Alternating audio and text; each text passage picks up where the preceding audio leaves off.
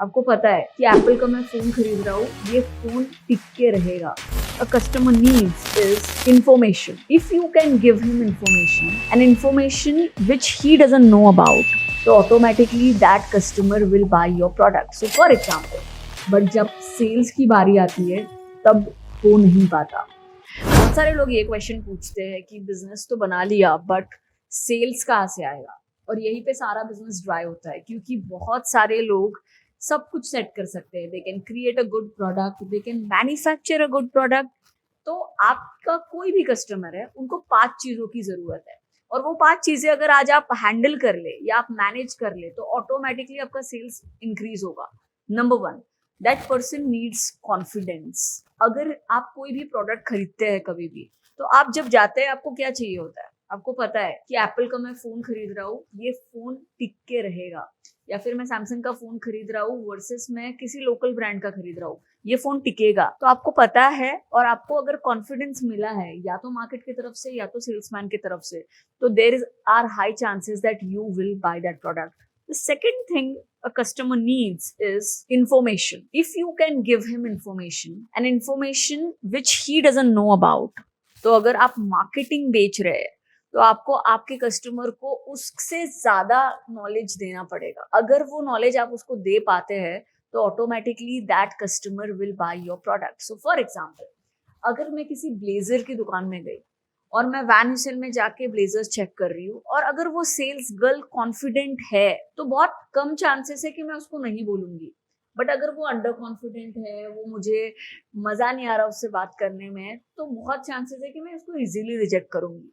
Second चीज, अगर वो वेल इन्फॉर्म्ड है, अगर उसको फैशन साइकोलॉजी समझ में आती है, कलर कॉम्बिनेशंस किस कस्टमर को क्या सूट करेगा ये समझ में आता है, and if she can convince me that this colour can make me look better in front of 100 people, I will buy that product. अगर उसकी नॉलेज मेरे नॉलेज से ज्यादा है, अगर वो मुझे कन्विंस कर सकती है कि क्यों ये ब्लू कलर पहनने से मैं ज्यादा स्मार्ट लगूंगी 100 लोगों में, तो I will buy that product. So customer always looks for information which he doesn't know. The third thing, trust.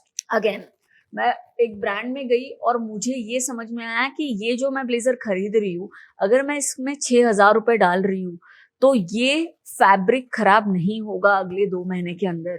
अगर मुझको ये ट्रस्ट है तो आई कैन ऑटोमेटिकली बाय. सो आप इंफॉर्मेशन देते समय प्रोडक्ट की ये दे सकते हो कि इससे मैं बाकी लोगों से स्टैंड आउट होंगी, और दूसरा, क्योंकि ये फैब्रिक नायलॉन का है, ये फैब्रिक खराब नहीं होगा जल्दी से.